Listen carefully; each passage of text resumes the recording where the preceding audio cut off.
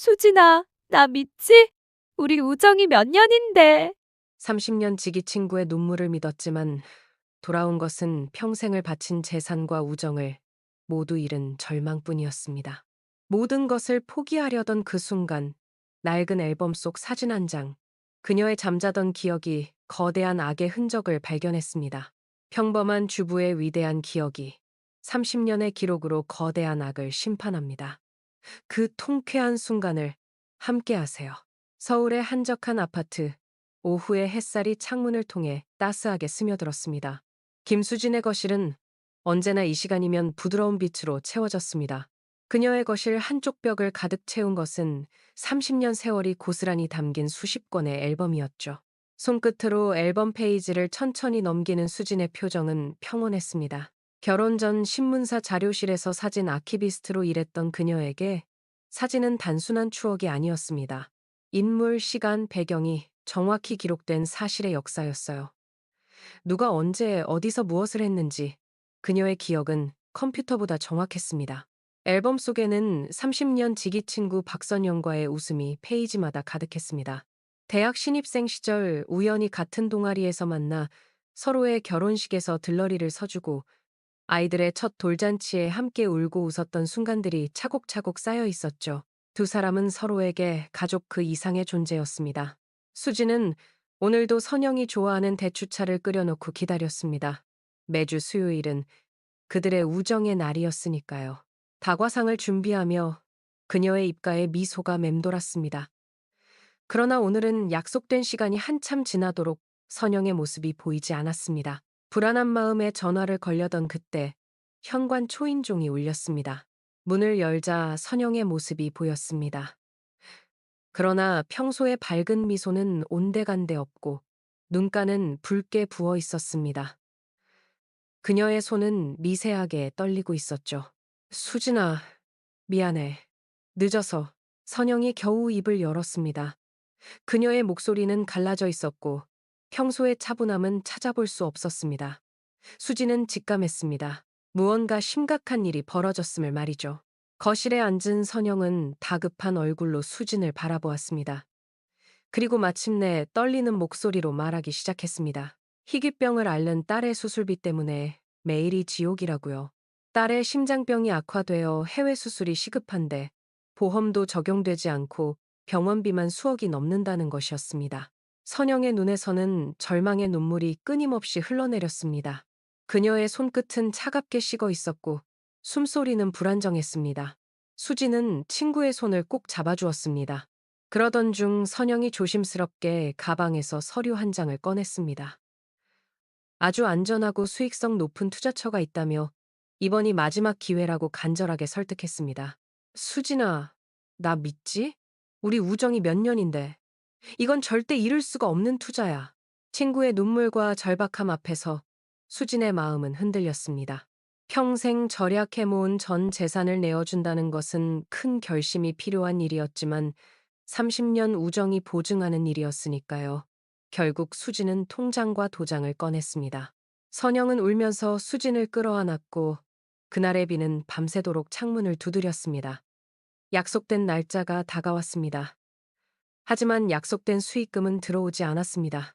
불안한 마음에 투자회사에 연락했지만 전화기 너머로는 없는 번호입니다라는 기계적인 안내만 흘러나왔습니다. 가슴이 철렁 내려앉았습니다. 손가락이 떨려 겨우 선영의 번호를 눌렀지만 수화기 너머에서는 차가운 신호음만 반복되었습니다. 그 순간 수진의 세상이 무너져 내렸습니다. 평생의 재산과 평생의 우정을 한꺼번에 잃어버린 겁니다. 창밖으로 보이는 세상은 그대로였지만 그녀의 내면은 폭풍우가 몰아치는 바다처럼 요동쳤습니다. 배신감과 절망에 빠져 며칠을 뜬 눈으로 지새우던 밤. 수지는 마지막으로 행복했던 순간이라도 보고 싶어 먼지 쌓인 앨범 한 권을 꺼내 들었습니다. 표지를 닦아내자 우정 20주년 글씨가 나타났습니다. 사진 속 환하게 웃는 자신과 선영의 모습에 가슴이 미어졌습니다. 한 장 한 장 페이지를 넘기던 그녀의 손가락이 순간 우뚝 멈췄습니다. 15년 전 집들이 사진. 행복하게 웃는 두 사람의 뒤편에서 한 남자가 싸늘한 눈으로 그들을 지켜보고 있었습니다. 그의 얼굴을 본 순간 수진의 심장이 빠르게 뛰기 시작했습니다. 또 다른 동창 최강우였습니다.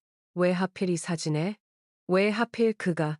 사진 속 최강우의 차가운 눈빛이 마치 지금도 자신을 노려보는 것 같아 수진의 등줄기로 한기가 흘렀습니다. 그리고 그 순간 오래 잠들어 있던 아키비스트의 본능이 그녀 안에서 깨어나기 시작했습니다. 최강우. 학창 시절 항상 구석에 혼자 앉아 말없이 어두웠던 아이. 성적은 우수했지만 누구와도 친하게 지내지 않았죠. 졸업 후 연락이 끊겼던 그의 얼굴이 왜 하필 저 사진에 있었을까요? 수지는 앨범을 덮으며 이마에 맺힌 식은땀을 닦아냈습니다. 무언가 이상했습니다. 그녀의 직감이 위험 신호를 보내고 있었습니다. 엄마, 왜 안 주무세요? 벌써 새벽 3시예요. 문 밖에서 아들 도윤의 목소리가 들려왔습니다. 대형 IT 기업에서 일하는 똑똑한 아들이었습니다. 그는 문을 열고 들어와 어머니의 상태를 보더니 걱정스러운 표정을 지었습니다. 무슨 일 있어요? 얼굴이 안 좋아 보여요. 수지는 망설이다가 결국 모든 일을 아들에게 털어놓았습니다. 처음에는 사기당한 엄마를 답답해하던 아들도 사진 속 최강우의 섬뜩한 눈빛을 본 순간 사건이 단순하지 않음을 직감했죠. 도윤의 눈빛이 날카로워졌습니다. 엄마, 이건 우연이 아닐 수 있어요. 같이 파헤쳐봐요. 그날부터 모자의 환상적인 팀워크가 시작되었습니다. 수진이 30년 치앨범 속 사진 수천 장을 넘기며 과거의 인물, 장소, 날짜 등 아날로그 단서를 찾아내면 아들 도윤이 그 정보를 이용해 인터넷으로 관련 기업 정보, 등기부등본 등 디지털 증거를 수집하기 시작했습니다. 거실 벽면은 점점 사진과 메모, 스티커로 뒤덮였습니다. 마치 범죄 수사 현장 같았죠. 수지는 밤낮 없이 기억을 더듬었고 도윤은 컴퓨터 앞에서 밤을 새웠습니다. 두 사람의 눈에는 결기가 서려 있었습니다. 기억의 조각들이 하나씩 맞춰지기 시작했습니다. 10년 전 다른 동창의 아버지 장례식장 사진. 그곳에서 최강우는 슬픔에 잠긴 동창에게 접근해 사업 명함을 돌리고 있었습니다. 오래전부터 범죄 대상을 물색해온 증거였죠. 5년 전 스키장 사진. 앨범에 기념으로 붙여둔 리프트권 조각 뒷면에서 선영의 겁에 질린 필체로 휘갈겨 쓴 메모가 발견되었습니다. 그놈이 또 수진의 심장이 빠르게 뛰었습니다. 친구는 이미 오래전부터 협박을 받고 있었던 겁니다. 그녀가 평생 믿어온 우정의 배신이라고만 생각했던 일이 사실은 훨씬 더 깊고 어두운 그림자를 들이우고 있었습니다. 수진은 앨범 속 날짜와 장소를 통해 과거 최강우가 주장했던 알리바이들이 모두 거짓임을 증명해냈습니다. 그가 해외 출장을 갔다고 했던 날, 그는 어김없이 수진과 선영의 주변을 맴돌고 있었습니다. 그 사실이 밝혀질 때마다 수진의 등줄기로 한기가 흘렀습니다. 그러던 중 수진은 앨범의 가장 마지막 페이지, 몰래 끼워져 있던 낡은 봉투 하나를 발견했습니다. 떨리는 손으로 봉투를 열자 그 안에는 선영의 딸이 앓고 있는 희귀 심장병 진단서와 함께 떨리는 글씨로 쓴 쪽지 한 장이 들어 있었습니다.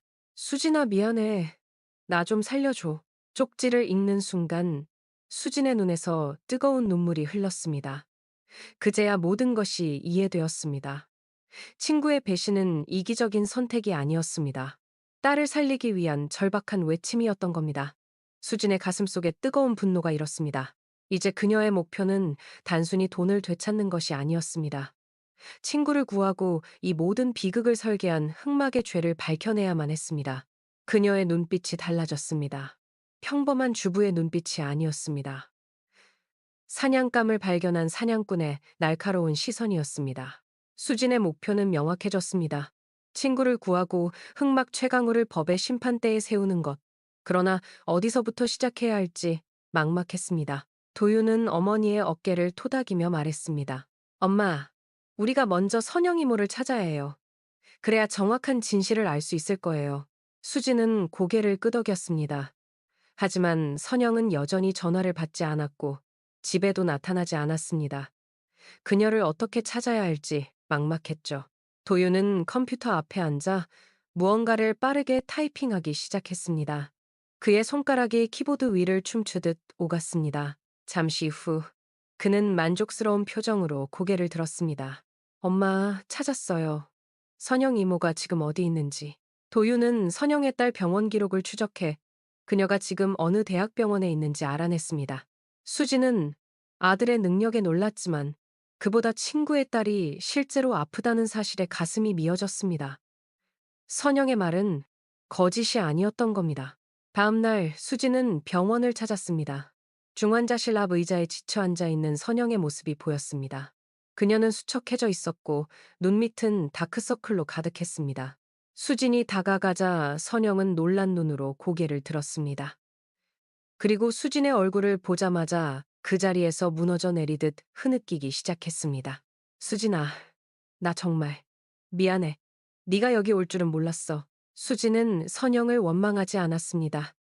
오히려 그녀의 손을 꼭 잡으며 말했습니다. 선영아, 괜찮아. 내가 다 알아. 우리 같이 끝내자. 수진의 변치 않는 우정에 선영은 무너져 내리듯 오열하며 자신이 아는 모든 것을 털어놓기 시작했습니다. 최강우는 선영 딸의 수술비라는 가장 큰 약점을 쥐고 그녀를 협박해 왔습니다. 수진에게 접근시킨 것도 투자 사기를 설계한 것도 모두 그의 지시였습니다. 그의 목적은 단순한 돈이 아니었습니다. 그는 수진과 선영의 부모님이 자신의 아버지를 파멸시켰다고 믿고 있었죠. 수년간 계획한 복수극이었던 겁니다. 선영은 공포에 떨면서도 최강우가 모르게 증거를 모으기 시작했다고 했습니다. 그렇게 엄마의 기억, 아들의 기술, 그리고 친구의 눈물이라는 세 개의 조각이 모여 거대한 반격의 그림이 완성되어 갔습니다. 수지는 결심했습니다. 최강우를 막기 위해서는 증거를 더 모아야 했습니다. 하지만 세상의 문은 냉정했습니다. 수진과 아들은 모든 증거를 정리해 경찰서를 찾아갔지만 담당 형사의 표정은 시종일관 회의적이었습니다. 이게 다 너무 오래된 정황 증거뿐이에요.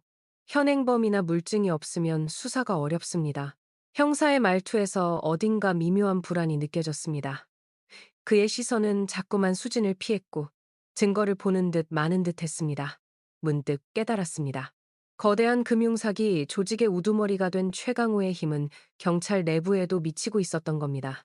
법의 문턱에서 좌절하고 돌아온 밤, 아들 도윤은 답답한 마음에 중대 결심을 합니다. 그는 침대 옆에서 무릎을 세우고 앉아 깊은 고민에 빠져 있었습니다.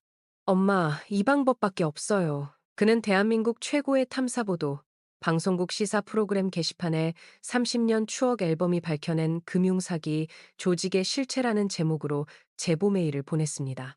사진 파일 수백 장과 함께 한 평범한 주부가 기억만으로 거대한 악의 실체를 어떻게 추적해왔는지에 대한 모든 이야기가 담겨 있었죠. 이제 그들의 마지막 희망은 세상의 양심을 향한 간절한 호소뿐이었습니다.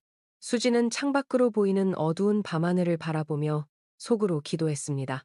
누군가 그들의 목소리를 들어주기를, 그리고 친구 선영과 그녀의 딸이 안전하기를. 방송국에 제보 메일을 보낸 뒤 시간은 더디게만 흘러갔습니다. 매일 매 순간이 고문처럼 느껴졌습니다.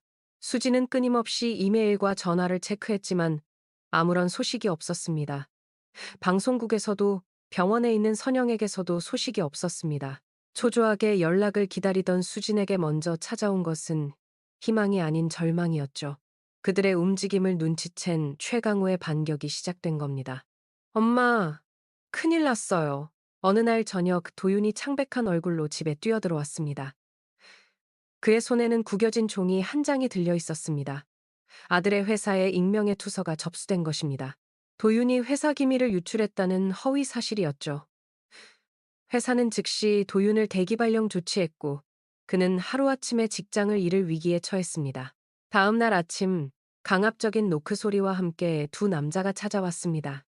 검은 정장 차림의 그들은 차가운 표정으로 서류 뭉치를 내밀었습니다. 김수진 씨 맞으십니까? 법원 채권 압류 명령입니다. 수진의 다리에서 힘이 빠졌습니다. 설상가상으로 사는 집에까지 차 앞딱지가 붙기 시작한 것입니다. 사기로 잃은 돈에 대한 채무가 수진의 집을 덮친 겁니다. 최강우는 법의 허점을 이용해 피해자인 수진을 채무자로 둔갑시켜 그녀의 마지막 보금자리마저 빼앗으려 했습니다. 경찰은 여전히 움직이지 않았고 방송국에서는 아무런 연락이 없었습니다. 수진은 무력감에 휩싸였습니다. 벽에 붙여둔 증거들, 사진들이 이제는 그녀를 조롱하는 것만 같았습니다. 어두운 거실에 홀로 앉아 그녀는 모든 것이 무너져 내리는 것을 느꼈습니다. 손끝이 차갑게 식어갔고 숨을 쉬는 것조차 벅찼습니다. 엄마, 그냥 다 포기해요. 우리가 저런 괴물을 어떻게 이겨요? 지친 표정의 도윤이 거실로 들어왔습니다. 그의 눈에는 절망이 가득했습니다. 아들마저 모든 희망을 버린 것을 보며 수지는 가슴이 찢어지는 듯 했습니다. 자신의 싸움 때문에 아들의 인생까지 망치게 된 것만 같아 견딜 수 없는 죄책감이 그녀를 덮쳤습니다. 완전히 지쳐버린 아들의 한마디에 수지는 주저앉고 말았습니다. 모든 노력이 최악의 결과로 돌아온 순간이었습니다. 그녀는 벽에 붙어 있던 사진들을 하나씩 떼어내기 시작했습니다. 꿈에서 깨어난 것처럼 이제 정말 모든 것을 포기할 시간이었습니다. 이제 정말 모든 것을 잃었다고 생각하며 텅 빈 거실에 홀로 앉아있던 그때 수진의 휴대폰이 울렸습니다. 모르는 번호였습니다. 희망 없이 전화를 받은 수진의 귀에 차분한 목소리가 들려왔습니다. 김수진 씨 되십니까? 대한민국 탐사보도 정유민 PD입니다. 보내주신 제보 잘 읽었습니다. 저희가 한번 만나 뵙고 싶습니다.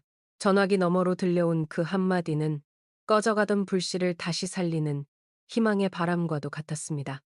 수진의 눈에 다시 한번 결연한 빛이 돌아왔습니다. 아직 끝나지 않았습니다.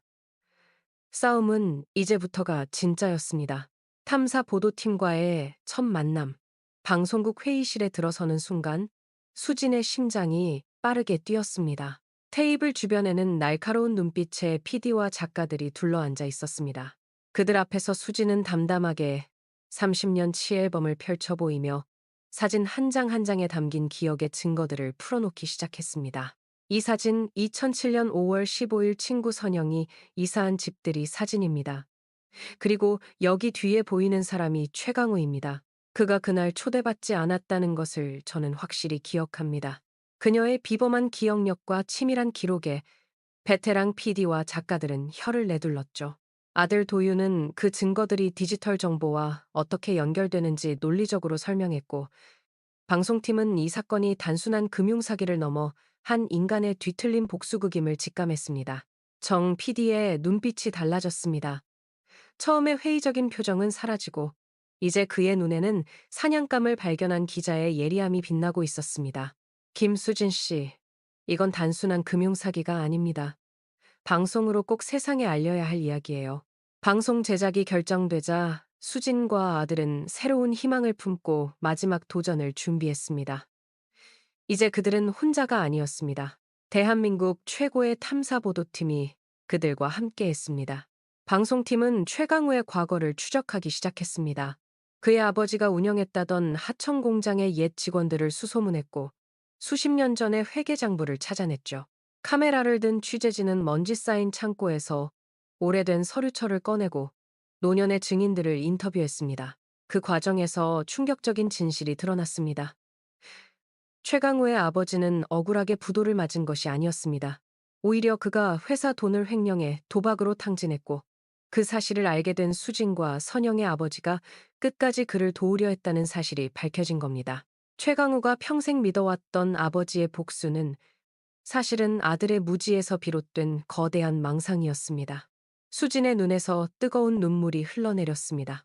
그 오랜 세월, 그 끔찍한 복수의 동기가 모두 거짓이었던 겁니다. 한편 수진은 목숨을 건 친구 선영의 도움으로 최강우의 범죄를 입증할 스모킹건을 확보해야 했습니다. 수진은 병원 복도에서 선영을 만났습니다. 선영의 눈에는 망설임과 두려움이 가득했습니다. 수진아, 나 정말 무서워. 딸 수술 날짜가 잡혔다는 최강우의 말만 믿고 여태 버텨왔는데 이제 와서 배신하면 딸아이는 어떻게 되는 거야? 선영의 목소리는 떨렸고 손은 차갑게 식어 있었습니다. 수지는 친구의 손을 꼭 잡아주었습니다. 선영아, 네 딸을 위해서라도 이 악몽을 끝내야 해. 우리가 같이 이겨낼 거야. 수진의 진심 어린 설득에 선영은 마침내 고개를 끄덕였습니다. 그녀는 최강우 사무실의 비밀 금고에 보관된 고객 명단과 비자금 내역이 담긴 USB를 빼내기로 결심했습니다. 발각되면 목숨이 위험할 수도 있는 일촉즉발의 상황이었지만 이제 돌이킬 수는 없었습니다. 모든 것을 제자리로 돌리기 위한 평범한 사람들의 위대한 반격이 이제 조용히 시작되고 있었습니다. 수진의 가슴은 불안과 기대로 요동쳤지만 그녀의 눈빛은 그 어느 때보다 단단했습니다. 방송을 하루 앞둔 날 밤, 선영은 마지막 기회를 엿보고 있었습니다. 최강우의 회사 복도는 어둠에 잠겨 있었고 선영의 발걸음만이 긴장감 속에 울렸습니다. 그녀의 손은 땀으로 미끄러웠고 심장은 터져나갈 것 같았습니다. 최강우가 해외 투자자와의 미팅으로 잠시 자리를 비운 틈을 타 그녀는 비서실 문을 열고 들어갔습니다. 그곳에서 사무실로 이어지는 문까지는 불과 몇 걸음이었습니다. 선영의 이마에 땀방울이 맺혔습니다. 떨리는 손으로 비밀번호를 누르고 사무실 문을 열자 그녀의 눈앞에 최강우의 거대한 집무실이 펼쳐졌습니다. 벽 한쪽에는 금고가 보였습니다. 선영은 서둘러 그곳으로 향했습니다. 시간이 없었습니다. 그녀는 주머니에서 작은 메모지를 꺼내 금고 비밀번호를 확인했습니다. 금고 문이 열리는 순간 등 뒤에서 차가운 목소리가 들렸습니다. 역시 내 예상이 맞았군. 선영의 몸이 얼어붙었습니다. 천천히 고개를 돌리자 책상에 앉아있는 최강우가 보였습니다. 그는 처음부터 그곳에 있었던 겁니다. 창백한 달빛이 그의 얼굴 반쪽을 비추고 있었고 그 모습은 마치 악마의 그림자 같았습니다. 처음부터 널 의심하고 있었어. 흥, 박선영, 넌 언제나 약했지. 최강우는 천천히 일어나 선영에게 다가왔습니다. 그의 눈에는 승리의 기쁨이 차올라 있었습니다. 모든 것을 빼앗기고 절망하는 선영의 눈에서는 눈물이 흘러내렸습니다. 그녀는 뒷걸음치며 벽에 등을 기댔습니다. 하지만 그녀가 시간을 끄는 사이 그녀의 주머니 속 휴대폰은 모든 대화를 실시간 녹음하고 있었습니다. 그리고 그 내용이 방송팀과 수진에게 실시간으로 전송되고 있었죠. 최강우는 자신의 말 한마디 한마디가 자신을 파멸로 몰고 가는 증거가 되고 있다는 사실을 알지 못했습니다. 최강우는 선영의 팔을 거칠게 잡아끌며 비웃었습니다. 네 딸의 수술? 그런 건 처음부터 없었어. 난 그저 너희 두 명을 파멸시키고 싶었을 뿐이야. 그리고 나 잘했지? 수진이는 모든 걸 잃었고 넌 이제 살인미수범이 되는 거야. 네 딸은 평생 병실에서 썩게 되겠지. 그의 악랄한 목소리가 증거로 기록되는 동안 밖에서는 방송팀의 신고를 받은 경찰이 사무실을 포위하고 있었습니다. 카메라 플래시가 어둠 속에서 번쩍였고 정 PD의 눈빛은 날카로웠습니다. 이 모든 장면이 그들의 카메라에 고스란히 담기고 있었습니다. 마침내 문이 열리고 경찰이 들이닥쳤을 때 최강우는 자신의 눈앞에 펼쳐진 광경을 믿을 수 없었습니다. 경찰들이 그를 향해 달려오는 동안 그의 얼굴에는 절망과 충격이 교차했습니다. 최강우 씨 불법 감금 및 협박 혐의로 긴급 체포합니다. 당신에게는 묵비권이 있으며 그는 현장에서 불법 감금 및 협박 혐의로 긴급 체포되었습니다. 최강우의 얼굴은 창백하게 질려 있었고 그의 눈에는 믿을 수 없다는 충격이 가득했습니다.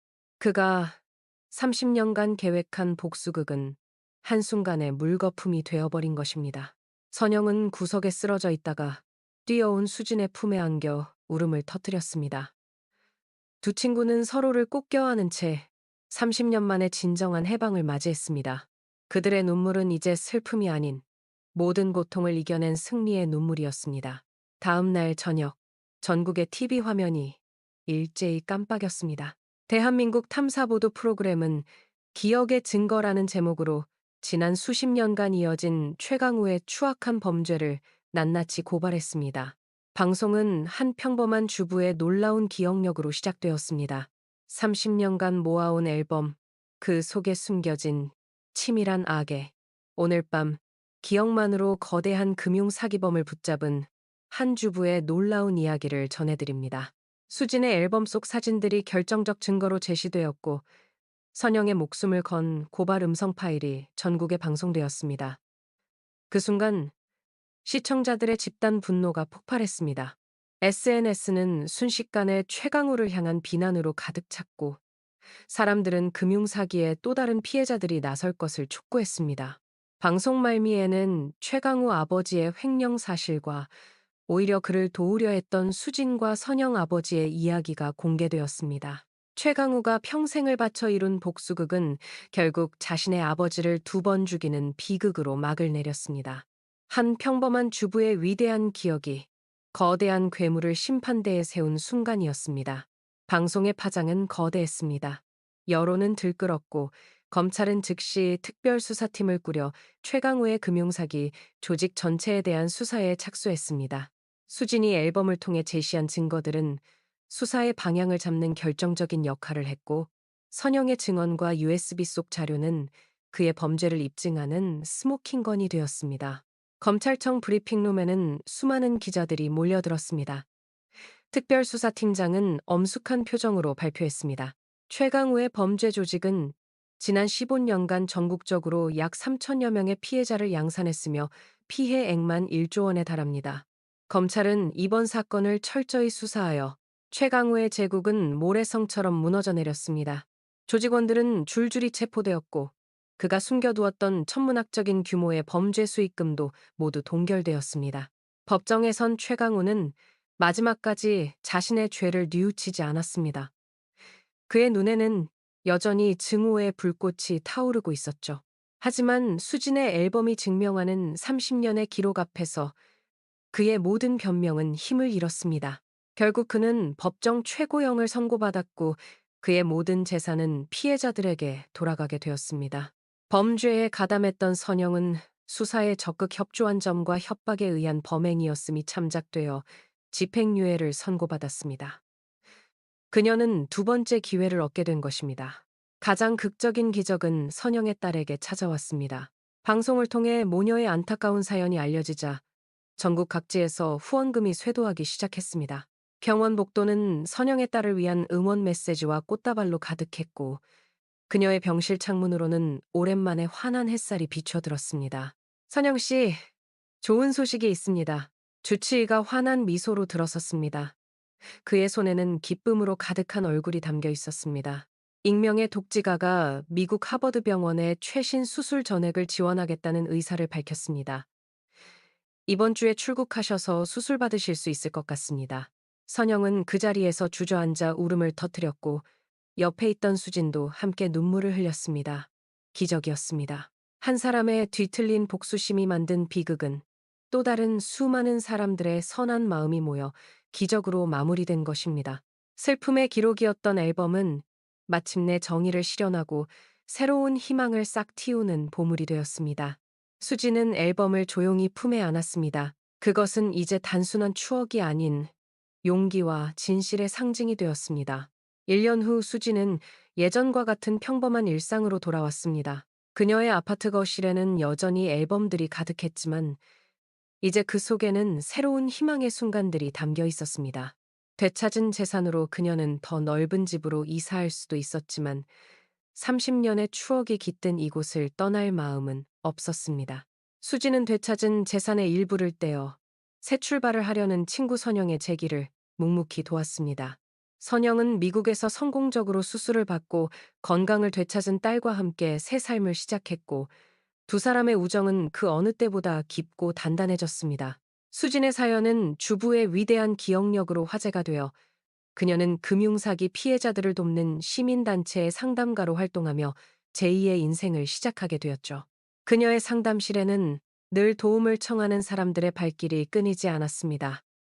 아픈 경험을 통해 얻은 지혜로 다른 사람의 상처를 보듬어주는 삶이었습니다. 아들 도윤은 더 큰 IT 기업으로 이직했고 금융사기를 방지하는 보안 시스템을 개발하는 프로젝트의 책임자가 되었습니다. 그는 종종 어머니를 초청해 대학생들에게 강연을 부탁했고 수지는 자신의 경험을 통해 젊은이들에게 기억의 중요성과 포기하지 않는 용기에 대해 이야기해 주었습니다. 어느 화창한 주말 오후 건강을 되찾은 선영의 딸과 함께 3사람은 수진의 집거실에 모여 앉았습니다. 창문으로 스며드는 햇살이 그들의 얼굴을 따스하게 비추었고 공기 중에는 달콤한 대추차 향기가 퍼져 있었습니다. 선영은 수진에게 30년 우정이 담긴 앨범의 마지막 페이지를 내밀었습니다. 그곳은 오랫동안 비어 있었죠. 수진은 미소를 지으며 얼마 전 새로 찍은 사진 한 장을 꺼내 그 빈 공간에 붙였습니다. 환하게 웃고 있는 선영의 딸. 그리고 그 곁에서 예전처럼 어깨동무를 한 채 행복하게 웃고 있는 수진과 선영의 모습이 담긴 사진이었습니다. 사진 뒤에는 작은 글씨로 날짜와 장소가 꼼꼼하게 기록되어 있었습니다. 수진은 천천히 앨범을 덮었습니다. 배신과 상처, 눈물로 얼룩졌던 앨범의 마지막 장은 마침내 용서와 희망으로 채워졌습니다. 30년의 시간을 기록해온 앨범은 한 여자의 위대한 기억과 용서가 만들어낸 인간 승리의 기록으로 완성되었습니다. 세 사람의 웃음소리가 따스한 오후의 햇살 속에 녹아들었습니다. 수지는 창밖으로 시선을 돌렸습니다. 그녀는 더 이상 과거를 기록하는 아키비스트가 아니었습니다. 그녀는 이제 자신의 힘으로 되찾은 오늘을 살고 새로운 희망의 내일을 만들어가는 자기 인생의 진정한 주인이었습니다.